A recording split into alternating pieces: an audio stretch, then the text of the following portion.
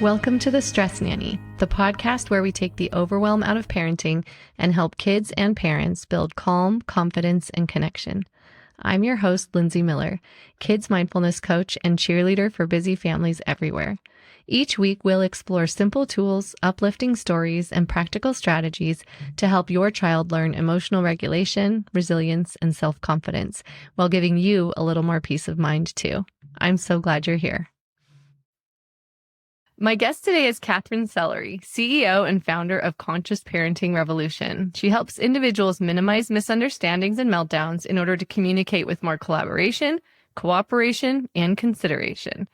As a creator of the Guidance Approach to Parenting, a program that applies conflict resolution skills to communicating more effectively with children, Katherine has positively influenced relationships for generations and brought about healing and reconciliation in families that were suffering from disconnection. For over 20 years, she has taught and coached thousands of parents, educators, social workers, and medical professionals in half a dozen countries through her popular workshops, coaching programs, 3 TEDx talks, 250-page comprehensive training manual, her Amazon bestseller, 7 Strategies to Keep Your Relationship with Your Kids from Hitting the Boiling Point, and numerous appearances on major networks and global stages. Katherine, thank you so much for joining me. I cannot wait for this conversation. Me too, Lindsay. I'm so happy to be here. Thanks for having me. Oh, it is my pleasure. As soon as I learned about Katherine's work, immediately I was like, yes, let's talk, let's connect, because I'm excited to learn today too. As we get started, Katherine, can you just give the audience just kind of a glimpse into how you made your way into this work? And then we're going to get into the nitty-gritty of all the amazing tools you teach. Yeah, I got into the work by having kids. I was a commodities trader. We lived in Hong Kong. My husband is an architect, and we were just 2 professionals living overseas. And when we did the kid thing, we both felt like we were deer in headlights. And, we had all these skills, but we did not know what we were doing.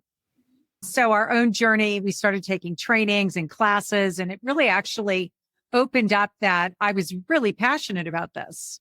And so it became my thing for the last 20 something years. It's taken me down lots of different roads and met lots of incredible people in the space who, we stand on the shoulders of giants. We always have. So I've gotten to meet a lot of those giants and train with them and work with them, and then eventually create the Guidance Approach to Parenting.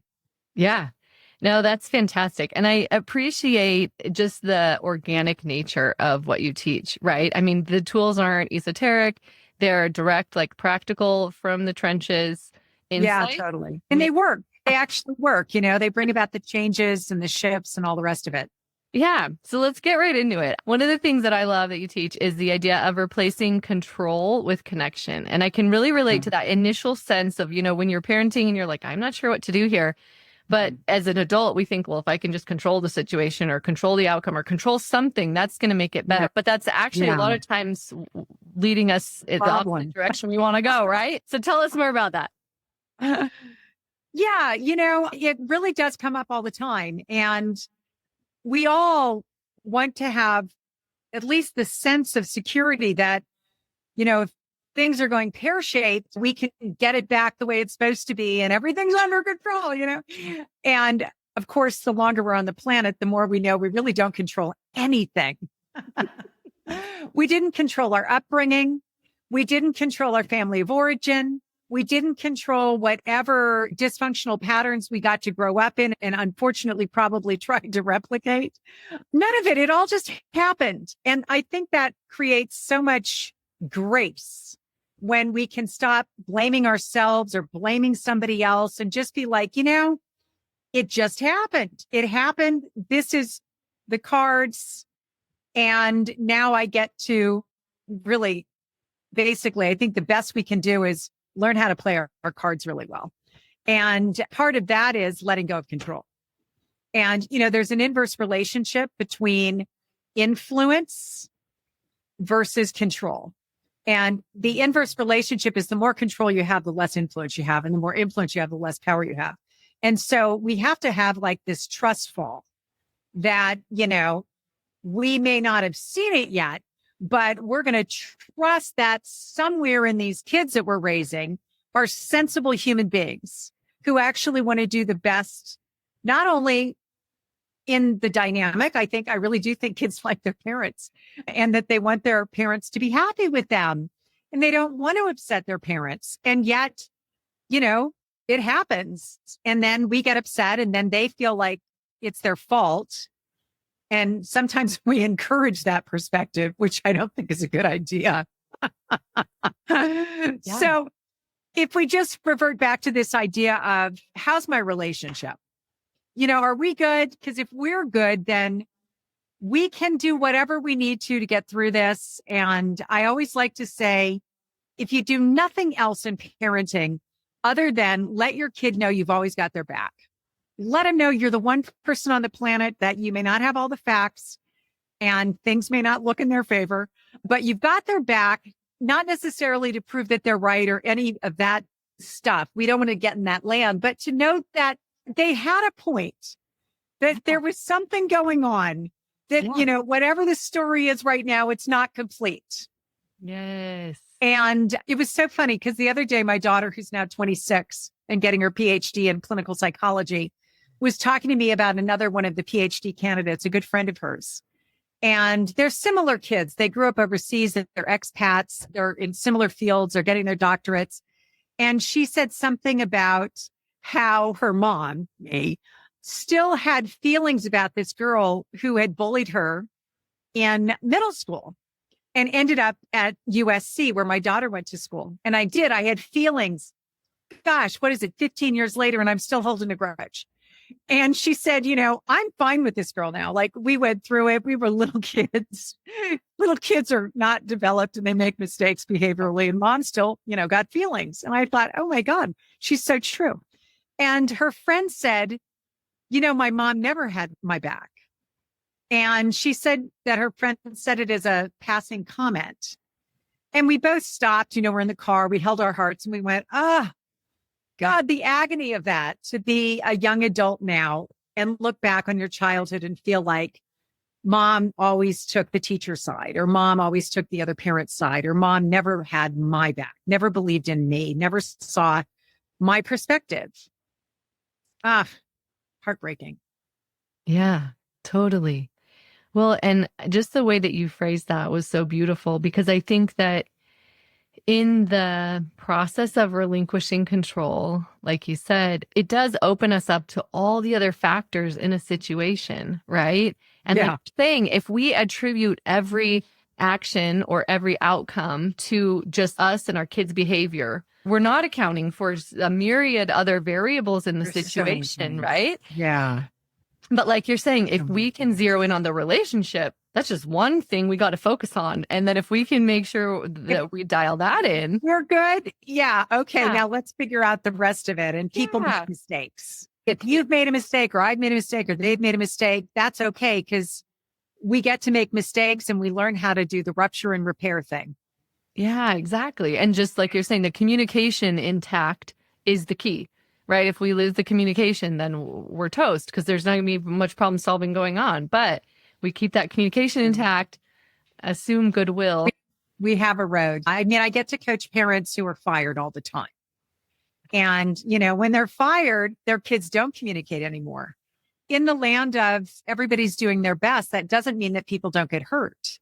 And it doesn't mean that we didn't screw up and make mistakes. Actually, it's okay, because I think the best relationship comes from repairs, where you've had the breakdowns and you've had the tough conversations.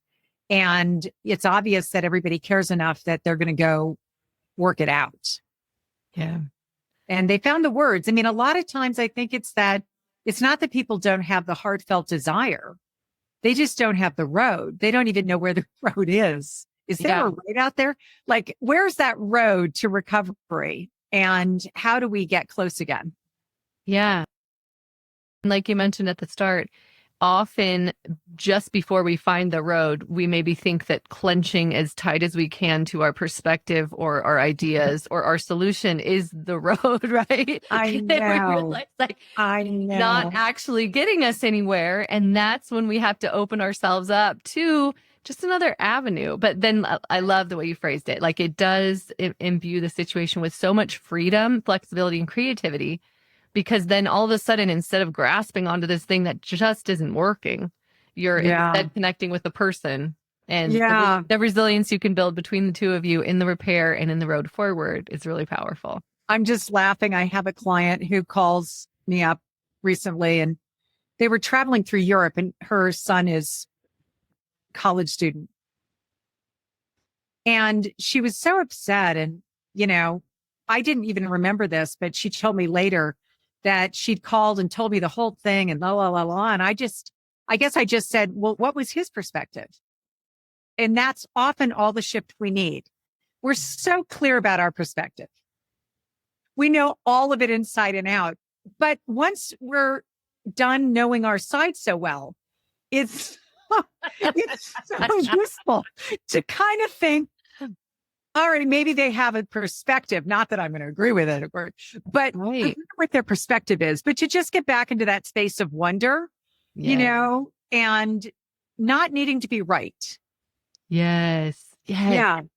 It's amazing, that one thing, not needing to be right it's like Mount Everest, it's a big thing to climb. It takes so much humility, a lot of self-compassion, and the relationship has to be more important than being right. Yeah, so well put. And I think, I work with families and teaching kids skills of mindfulness. And one of the skills we really work on is self-awareness, right? And those moments come when we're self-aware, right? When we can notice, like, actually, me digging in my heels in this moment isn't getting me the outcome or isn't getting me the result that I'm looking for.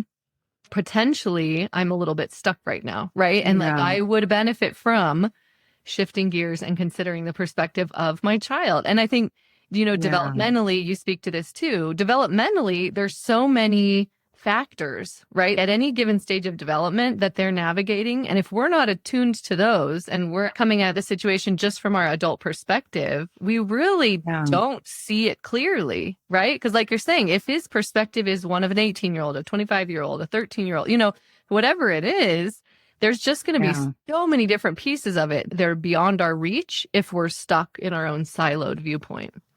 Yeah, exactly. And, basically that idea again of just being more concerned with the relationship and leaving that at the center to be sure that, I've got this thing and I've got to talk about this thing and I really want to broach this thing with you. And I want to be sure that before my son used to do this to me. It was hilarious. He would say to me, Mom, I got to talk to you about something, but I'm kind of worried about bringing it up because I think you might be upset about it. And I'm not really sure how you're going to react. And I mean, he'd mastered it. That's the joy of modeling certain skills is that you think to yourself, oh my God, the slugfest I went through to get to where I am. Yes. Like, seriously. And you're just born this way? Well, of course not, right? We did model it for him, but he was so good at it. And by the time he got done preparing me for whatever the difficult thing was that he needed to say, that he was so worried about my response, I was more worried about whatever it was that he thought he couldn't tell me. Yeah. That, it was like, no, I mean, really, okay, I'll manage my feelings. Yeah. I just want you to feel like you can talk to me. And we really, we walked the talk. We never punished our kids. We abandoned the rewards and punishment thing. Like that was lesson 101, let's not activate the 3 R's, retaliation, rebellion, and resistance, because, it's not good for the relationship. It's not good for them. It builds all of the resentment flows, la, la, la. And yet he was still worried and he still was concerned because we're still human. We still have feelings and we say things or our face says things. We can't hide. So yeah, that rupture and repair, it's huge. Yeah. Well, let's get into the 3 R's. I love that story. I can relate in my own way because I'll have conversations with my daughter similarly. We don't do punishments. Like after nose in the corner when she was 3, I was like, this doesn't feel good. Yeah, exactly. Like this doesn't feel good to me at all. And so I had to make some adjustments. But I think nowadays she'll be like, I'm a little bit nervous to tell you this. I'm like, what am I going to do? Like what?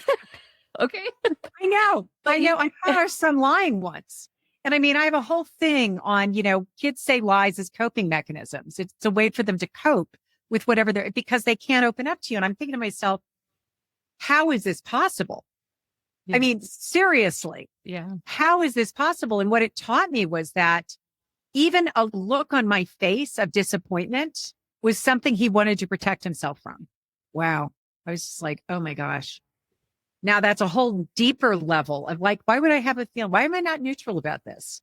Yeah. We can go round and Yeah. round. Yeah.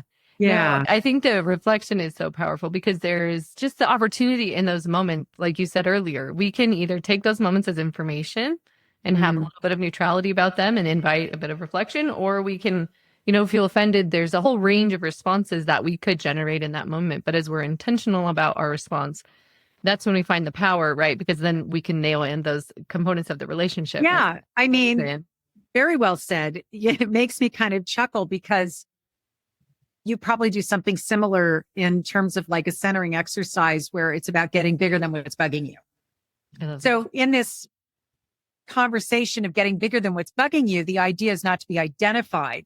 Like you really can't stop whatever arises from arising.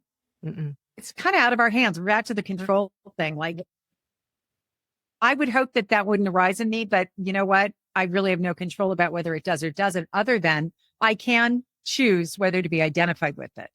That requires being bigger than what's bugging me. And it requires having that sense of spacious consciousness or presence, that I have a sense of who I am as something larger than my feelings, my thoughts, my reactions, my responses. And yet I'm also present to them. Like I'm totally not pretending that stuff isn't happening. That's so inauthentic. And so I have to be like real and yet have a context around it so that I don't collapse into it. And also help, the kids I work with or my own kids to also be able to be with it, but not merged with it. And that's kind of the language that I like to use, is to be with it and not merged with it. And it takes some experience of that as opposed to just using the words. Because as a word or a concept, it's not going to help me or anybody else. But as a practice of getting in touch and being present to whatever's arising in a way in which it's not like I'm trying to bury it or pretend it's not there or have any feelings or judgments about it, to be connected and at the same time present to choice. Yeah, so beautifully put. I love that phrasing because I think, I'll talk to kids about how there's a part of our brain, and that's the part of our brain's job, right? Is to do that, to have that like sense of what's going on without being a part of it. And if that part of our brain doesn't get practice, it can't do its job, right? And so like you're saying, the more we practice it, the more that part of our brain comes online, we can access it with more immediacy when we need it. And then, it's like we unlock a whole nother level of presence because we're able to sit with the feeling without shoving it away, invite it into the moment without being overtaken by it, and then engage with it in a way that lets us move forward more skillfully with the person that we're interacting with. Absolutely. Yeah. And that is a practice. Yeah, definitely. Yeah, it's a huge practice. Okay, let's go back to the 3 R's because I love the way that you conceptualize so many things, especially this. Talk to us about that framework. Yeah. So, I mean, it was Thomas Gordon who did the research that led to our understanding that when you use power and control in order to theoretically make somebody do something, change the behavior that you don't like, you will activate retaliation, rebellion, and resistance. So he was nominated for the Nobel Peace Prize 3 times based on this work. And I was originally, my first training was as a teacher of Gordon's material. And I taught it for many years before eventually becoming really, really deeply, enmeshed in NVC and kind of a lot of other work that got integrated into my work. But I love his work. And, he's one of the giants that I bow to and acknowledge like the profound impact that this awareness brings, because if you're just using your logical mind and that you're going to activate the 3 R's when you use power and control and make somebody do something by the use of rewards and punishments, then someone else's work that I worked with, Dr. Louise Porter, her doctorate, looked at how many behavioral disruptions can we attribute to the 3 Rs? And found that 75% of behavioral disruptions are the 3 Rs, which leaves us just 1 out of 4 problems is actually the primary issue, like getting them to clean up their room or take their shoes off, whatever, like all the daily things that people get so irritated with. How we deal with those things when all right, fine, no TV, for a week. Okay, great. You can't have Tommy over. That's it. No play date. When we start using those sort of things, the threats, then they get their nose bent out of shape. And we get mad about how they responded to, what we thought was the correct response to their probably disrespect. I mean, I can think of all the things that we label and how we judge the behavior rather than just looking at it as it was thoughtless. We do thoughtless things, especially when we're tired and exhausted and we haven't had a snack yet. And it goes on for the rest of our lives where we will have times when we're thoughtless. And it's not even age specific, and neither are the 3 Rs, right? The 3 Rs are not age specific. I see them all over every day. We walk out on the road and we're going to see it's going to arise. And so knowing that, who in their right mind would want to not just double, but quadruple even more? It's more than that. Yeah. Right? Who would want to create more problems for themselves? And I mean, I've pondered this so often because in spite of the knowledge, the research, the background, there's more to it. And the more to it is that there really is ageism. And, I feel like I am a child advocate. I literally go around the planet doing this. Yep. Drumming my little drum. Yes. To see children as people too. Yes. To see their pure little hearts, even as they're acting in ways that are absolutely diabolical, that it was the best that they could do under the circumstances. They didn't want to be diabolical, but, they're little and they're at the beginning of managing absolutely every aspect of their journey. And to see them when they're being socially unacceptable and acting in ways that if we chose to, we could feel embarrassed about. If we wanted to, we could make it about ourselves. And all of those choices that we can do rather than just see them as drowning in whatever the emotions are that they don't know how to manage. And I like to get out in a little boat and, row out to them, pluck them out of the water before they drown, wrap the blanket around them, give them a cup of cocoa, let them know they're not alone, that you're there with them now and that they're going to get through this because you're going to help them. And then you just do all the co-regulating things that can support them and just beginning to get under control again. Because I don't know about you, but my experience is that when kids have acted in ways that embarrassed you, they also were embarrassed. Yeah. They don't need you to punish them to learn a lesson of that behavior wasn't okay. They already know it wasn't okay. And if they could have done better, they would have. And it really is a skills deficit. It's not disrespectful. It's not that they're out to get you. I mean, but these are the ways that because of the negative view of children and because we literally project our judgment onto the situation, we can't see it as just a little person, even when they get to be big. It's just somebody who is out of their depth right now. Yeah. And they really just need a helping hand. Yes. That was so poetic. And I love that metaphor of the boat and the drowning because it really does pull at my heartstrings when I see a tiny person dysregulated in public. Like you said, they're not excited to be dysregulated right then. Yeah. They don't love that feeling either. And so, as a parent, it's so tricky to be in that place where you can feel the feeling without being enveloped by the feeling.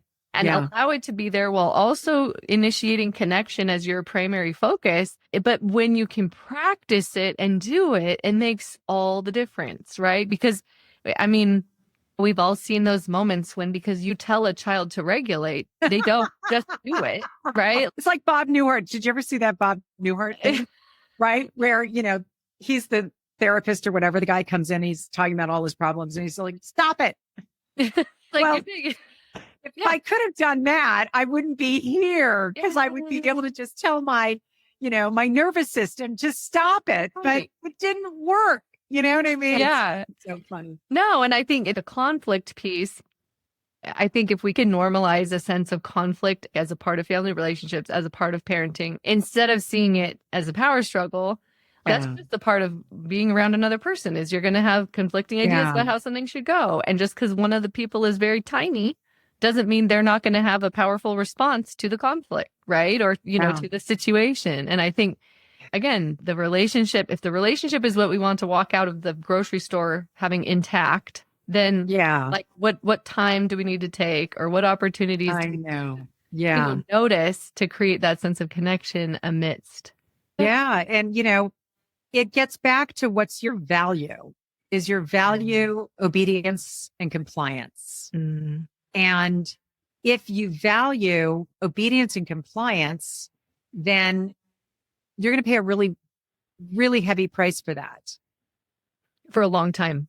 For a really long time. And I think about my parents and my mom in particular. She had this sort of like, well, what will the neighbors think? And I don't know if you experienced that growing up or not, but I always used to think to myself, the neighbors? What are the neighbors going to think? Like, I was so dumbfounded by it. But I mean, it did, acculturate me into this idea that it's what other people think about my mom or the family, or you talk about the kid with the breakdown in the grocery store. And it's so hard because of the other people. It's so much harder because you have an audience now. So, I mean, I always say, get out of the audience, like find a closet, just get out of the view of all the peoples, because that also is where I guess the norm is that you're supposed to come down on kids hard if they don't have perfect behavior.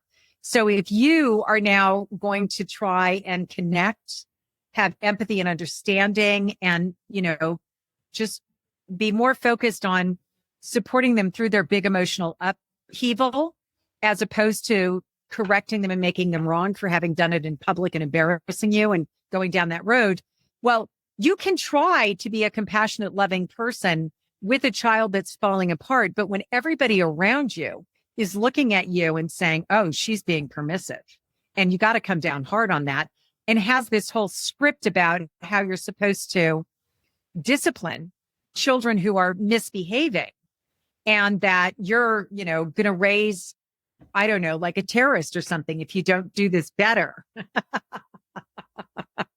That makes it really hard, to stay in the lane of connection over correction.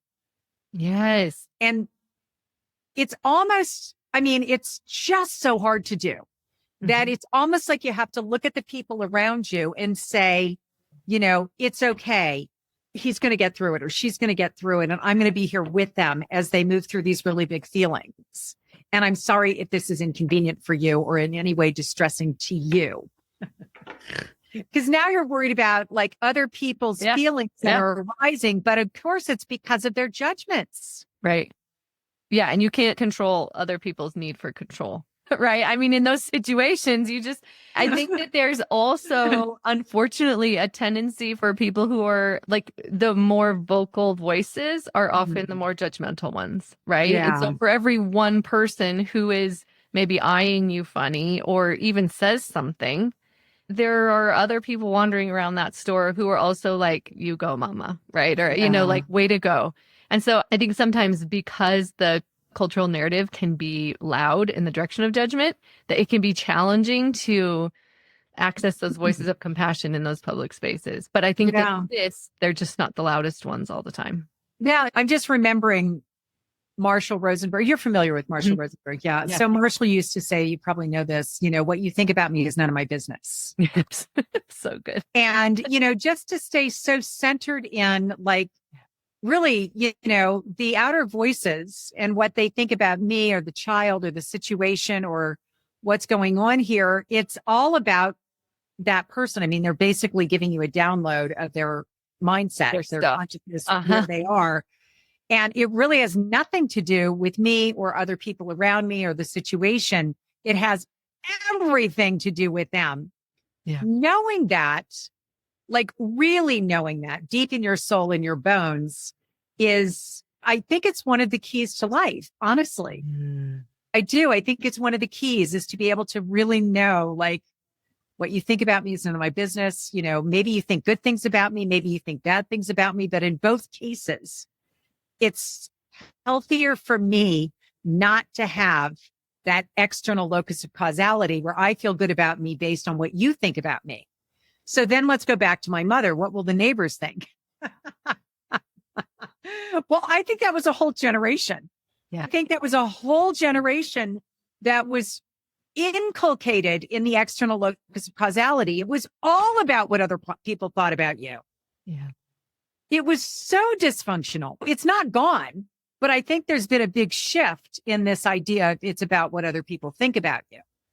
It's funny, you know, parents who want their children to be self-motivated and don't realize that everything about their parenting is teaching them to have an external locus of causality and to not absolutely no self-connection whatsoever. I have this conversation all the time, and we'll talk about how I'm like, I know it can be maddening to parent, but this is a quality that is going to serve this kid for their entire life. And so stamping it out when they're little, I mean, maybe for your own benefit for a couple of years, it makes life a little easier, but the movement through life without that is going to hamper this kid for quite a while. So if we can figure out how to work with it instead of how to control it or change it, you know, just how can we channel it, right? How can we make this serve and work with it in a way that allows the connection? And that's, you know, easier said than done for sure. But I think there is so much value in noticing the qualities as they emerge in the kiddos and then seeing the way that they will show up again later in life in ways we really appreciate, even though at 3, we might not. No, I agree with you. And, you know, I mean, I'm going to say this, what I think I hear you saying, the words that I use when I'm training are, we have the kids who want to please you, the belongers. And then we have the group that I think you're talking about right now. And these are the ones who are prepared to risk your displeasure in order to be true to their own idea of what's coming forward. And these are the autonomous children. And, you know, Maslow's hierarchy of needs, and when we're looking at behavior on the needs-based perspective of, okay, like what behavior is this, you know, trying to meet? The thing is that autonomy and belonging are both, they're needs. We have a need for both. And I think that we may literally be born more in one camp or the other. We may literally be more of a belonger and geared toward like, oh, wow, that's really upsetting. I can see you're already more interactional. And like my son, really concerned about what mom was going to do or think. And that was his relationships in general. Very, very concerned. I mean, usually the kids who are high belonging needs are not hard to raise. They're really not, because they are worried about your face and they self-correct because they don't want to risk the relationship and all the rest of it. The ones who find coaches like us probably are people who have autonomous children. And they're the ones who are like drawing lines and they're like, well, fine, then send me to my room because I will not change my behavior. This is the hill and you're I'm like, going to stand on forever. I've used every power tool I have. And you are still not changing your behavior. So you're going to spend the rest of your life grounded and in the room and, you know, no family dinners, no friends over. So this isn't working. So they're getting all 3 of the 3 R's. And it's so great. I mean, I love these kids. I love these kids. And it is, however, back to the beginning of, if you have a negative view of children and if you believe that a child should be obedient and compliant and do as they're told, then this will be the child that is going to be your teacher, honestly, right? They are your teacher. They're the ones that are strong enough to teach you what nobody else could have done, because our kids can unravel us. Yeah. Right? Because we love them so much. And so this kid that you probably want to strangle is also the kid that you're going to get to write the thank you note to, because thank you for teaching me that just because you're autonomous doesn't mean that you're not considerate. And that autonomous children are extremely considerate. and their consideration will not happen because you forced it. But if you create an atmosphere in which you're prepared to see their resistance not as disrespect, but as something they're trying to honor within themselves, and they don't exactly know how to do it in a socially acceptable way, especially because you probably have an unconscious negative view of children and a bias that you don't even acknowledge, because even though you are an ageist, you didn't know you were ageist. And if it were an adult who was doing the same behavior, you probably wouldn't even blink an eye. But because it's a child who's supposed to be obedient and compliant and do as they're told, now we're talking about disrespectful. And often I hear, oh, they've got ODD. And I'm like, are you sure about that? Because I don't buy it. Okay, maybe a few, but not the numbers I hear. Everyone I hear is just a child looking to figure out how to honor their needs for autonomy and learn how to also recognize that there are other people in the room who also have needs. And they're not always going to get it right because not everybody gets it right. And at the same time, to call them inconsiderate is actually wrong. It's not even about consideration, because I don't know, this might not go down well, but in any event, you are the one being inconsiderate of them. Yeah. I mean, fair. Yeah. I know. And I Mirror. You're a mirror. Yeah. And it's so well put. And I think one of the beautiful things about the vantage point that I have in some of these exchanges is the recognition that parents have of that. Right. Yeah. And when they come to realize that, what it unlocks is they can let go of some of the control. They can let go of, like, I did something wrong with this kid. They can let go of the need for determining the outcome. And then they open up to so much. And I feel like that shift, what you just described, the realization of it, it is so much work. And the parents who engage with it and do it, I'm sure you see the same thing. Absolutely. I mean, they access such a deep level of self-awareness, connection, and the relationships they're able to build from that new place after they've clawed their way through all of their biases, their preconceived ideas about how this parenting thing was going to go. Like, the relationships they build as a result, it like brings me to tears. I think it's so incredible. Yeah, no, absolutely. Me too. And I remember, because I have one of each. I have a belonger and I have an autonomous child, and my belonger is the older one. And he was about 2.5, 3. That's when my husband and I started really thinking, what are we going to do? Like you mentioned, like the nose in the corner, whatever. We all have done something, and we followed the script that's, the dominant culture society. Like, this is what you do. I probably read a dozen books, and I was like, this doesn't work for me. Like, none of this, I can't do this. It's just not lining up with my sense of rightness. And so we just kept digging and finding, and found so many extraordinary people who had done so much work on these, incredible conversations and dynamics. And Marshall, he had, I think, 3 kids, and he would make one captain of the week, I think it was. And captain of the week got to make the decisions, and they would go to the dry cleaner or something. And the dry cleaner would have lollipops. And he would say to the captain, what do you want to do about this? Like, this is your choice. Do you want all 3? Are you going to pass them out? And he would see them holding on to the 3 lollipops, trying to decide, like, how do I want to handle this? I could take all 3, but then I'm not going to be captain next week. And how is it going to play out next week? And it was such a great, like, experiment, right, in social behavior, and watching his children learn about power, access to power, the price you pay for power over. I mean, it was incredible. And I think it's a good idea to teach our children consideration through the use of ways that they can experience, like, wow, I guess I'm really going to pay for that. Or I'm going to really benefit from that. I mean, transactional leadership, it's one flavor in a relationship, and really developing leadership through, like, well, how do you feel about that? It's the relational type. It's a whole different type of power. And the powers that be don't always use that kind of power. It's domination and control. And we could go on to social justice next, but I think we're kind of wrapping up. I know there's so many other questions I could ask. I think that as you're talking this through, one thing that's coming back to me again and again is the messaging around support, right? Mm, And the recognition that when we don't have what we want in a situation, again, it's not because we're doing something wrong. It's not because we are messed up. It's not because our family didn't teach us how to do the thing. Maybe those things are all factors, but mm, like maybe it's just that we haven't accessed the support that we need yet to do mm. it the way that resonates with us, right? Or to do it the way that Yeah. connects us to our kids. So talk to us about that. Talk to us about some of the tools you have to support families.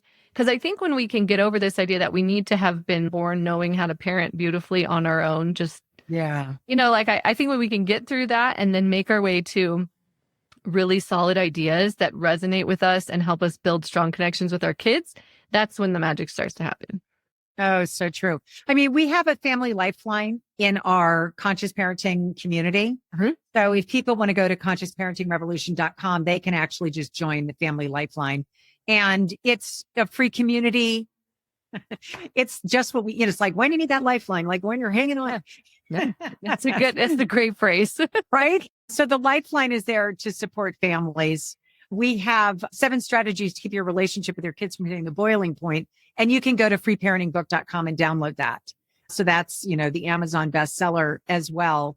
And if you were to go to the website, I have like gaming webinars because that's a big, conflict point with parents. They don't always know what to do. I mean, there are tons and tons and tons of free resources that touch on a lot of different things. And of course, I have a program where I actually coach parents over 3 months. And that's my 90-day parenting family reset. And I call it a family reset because, sometimes you just need a reset. No, we don't have to go into the blame or I did this wrong. No fault, no blame, no guilt, no shame is kind of the cornerstone of the work. And if you have this mindset of no fault, no blame, no guilt, no shame, everybody can really just get the do-over. Yeah. Without that extra layer of shaming them or making them wrong or, any of that other stuff. Because if that is still in the family system, it's hard to go, I didn't really handle that well without going into the whole self-blame thing or to give someone else grace and go, yeah, I know things don't always come out right. If you had the do-over, what would you wish you'd said? And to just provide that. My little girl, when she was tiny, would sort of blow up. And I used to say she had the disposition of a car alarm. and parents who know kids that have the disposition of a car alarm, you know what I'm talking about. And so as a result of that, I think she had a number of times when she just really felt badly about the way she handled the situation. And so we got to talk about how she had like the learner permit on her head and that, it's okay. You're just learning. We make mistakes. We drive off cliffs. We, pop corners, things like that happen. And we can go back and we can do it over. And she actually would say, well, I want to call so-and-so's mom because I don't think I acted right. And I want to apologize. I said, oh, okay, well, that's fine. You can do that. You can make up. Yes. You can clean it up. Yeah. It's so much better than holding this rigid perspective of someone. Of course, I say that laughing, remembering that, we started with me telling you the story about the little girl that bullied her in middle school. Yes. That you're still about. So just because I preach it doesn't, always do it. We all get to be human. We all get to be human. Oh my gosh. It's so funny because I do have feelings. Well, and I think, I said magic earlier in terms of accessing the information, but it really is just practice, right? Like you said, it's work and it's practice. And it's work and it's practice. And we as humans, we're just going to keep practicing for our whole lives in different ways, in different situations. And I think bringing that level of, like you said, grace to it and just recognizing and honoring that allows it's not easy, but it gives the process an element of ease because you're not reinforcing blame and shame and all of those things on top of what's already a challenging situation. So I love the way you phrase that. Yeah. I just remember when I first got started at all of this, it was about 27 years ago. And I took this class over and over and over and over. I literally took it once or twice a year for 5 years. And it was Gordon's training. And the woman who was teaching it in Hong Kong said to me, I think you got it. I said, well, intellectually, I could do the whole thing chapter and verse. That's not why I'm here again. I don't want to be thinking about it. I want it to be my automatic response. I talk about it as like, if you play tennis or if you have a sport or if you speak a language, it's not something that you take one language class. It is a life's work. Yeah. And when I was starting to work with Marshall Rosenberg, it was in the time, I don't know, 25 years ago, maybe, or something like that, where he stopped certifying people. He said, nonviolent communication is a way of being. And you can't get a certificate. You have to live it. You can't just go and get a degree. You have to make it who you are.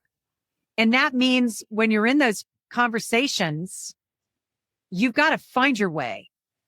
You have to walk your talk. Yeah, it's so well put. And I love the idea of find your way. The stage of life that we're in now, we're starting to look at colleges and starting to navigate that process. And I thought I had these skills down, but this, this is inviting, I'm finding my way for sure in this stage of parenting. But like you're saying, there's never a completion point for the relationships or for the situations. So it is the continual practice, finding our way to those skills or finding our way to the relationship or finding our way to our practice, no matter what we're in the thick of. Yeah. Yeah. It's a journey. For sure. Well, Katherine, this has been such a joy. I have learned so much. I have loved it. I have loved it too. I'm sure we'd be best friends if we lived this way. I think so too. Thank you so much for joining me. You're so welcome. Thank you. Can you just give a shout out to your website? We'll link, you referenced it. Oh, yeah. We'll link it in the show notes, but let people know where they can actually go to find you. Yes. It's consciousparentingrevolution.com. Okay. Well, thank you again. Thank you. Thanks for listening to the Stress Nanny. If you found today's episode helpful, be sure to share it with a friend who could use a little extra calm in their week. And if you have a minute, I'd love for you to leave a review. It helps other parents find the show and join us on this journey. For more tools and support, head over to www.thestressnanny.com. Remember, you don't have to do stress alone. Together, we can raise kids who know how to navigate life with confidence and ease. Until next time, take a deep breath and give yourself some grace.